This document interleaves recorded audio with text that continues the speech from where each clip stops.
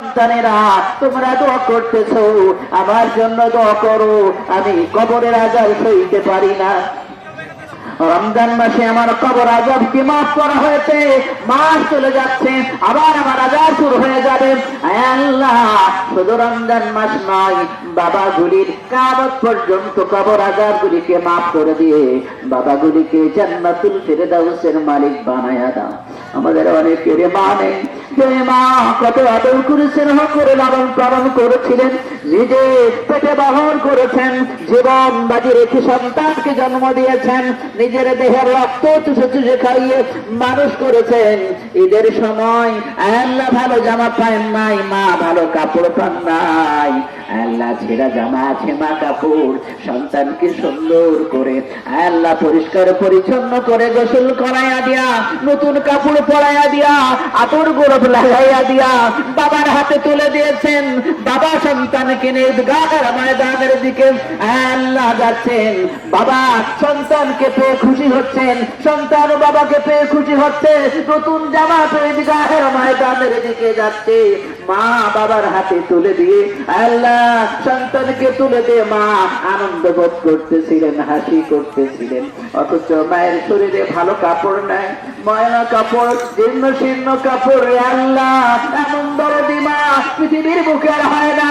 আজকে সেই মা হয়তো বা কবরের ভিতরে হাতছানি দিয়ে চিৎকার করে ডেকে ডেকে বলতেছেন, আমার সন্তানেরা তোমরা আমার জন্য দোয়া করো, আমি কবরের আযাব সইতে পারি না।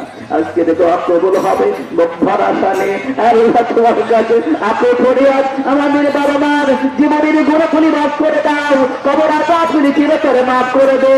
বাবা আমাকে তুমি জান্নাতুল ফিরদাউসের মালিক বালিকা বানায়া দাও, জান্নাতের সূর্য মাকাম দান করো রব্বুল আলামিন।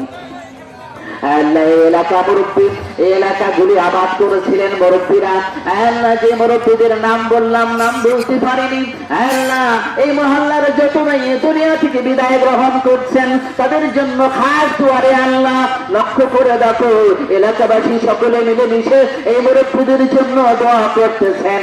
আল্লাহ মুরব্বীদের মহল্লাবাসী মাইয়িতদের সকল জীবনের গুনাহগুলিকে মাফ করে দে, কবর আযাবগুলি চিরতরে মাফ করে দে, সকলকে তুমি জান্নাতুল ফিরদাউসের মালিক মালিকা বানায়া দাও, জান্নাতের সুউচ্চ মাকাম দান করো রব্বুল আলামিন। আল্লাহ আমাদের রোজাগুলি কবুল করে নাও, ভুল ত্রুটিগুলো মাফ করে দিয়ে কবুল করে নাও, রোজার ওসিলায় আমাদের সকলের জিন্দেগির গুনাহগুলিকে মাফ করে দাও। আল্লাহ রোজার বরকত ফজিলত তুমি আমাদের সকলকে দান করো রব্বুল আলামিন।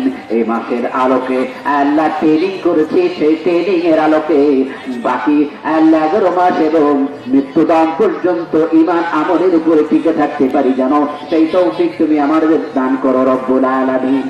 আল্লাহ মেহেরবানি করে আমাদের দোয়াখানা কবুল করে নাও।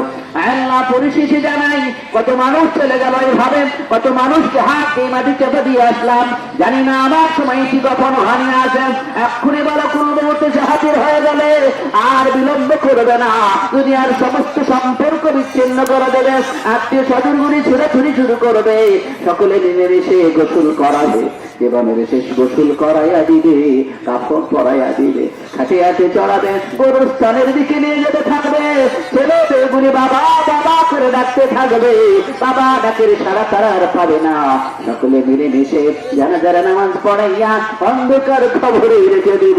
কবর বড় ভয়াবহ জায়গা, আল্লাহ কবর বড় ভয়াবহ জায়গা, যে কবর ছাড়া কবর কারো কি চলে না। রব্বুল আলামিন কবরের কথা শুনলে অন্তরাত্মা কেঁপে ওঠে, বড় ভয় হয়, কবর থেকে বাঁচার মতো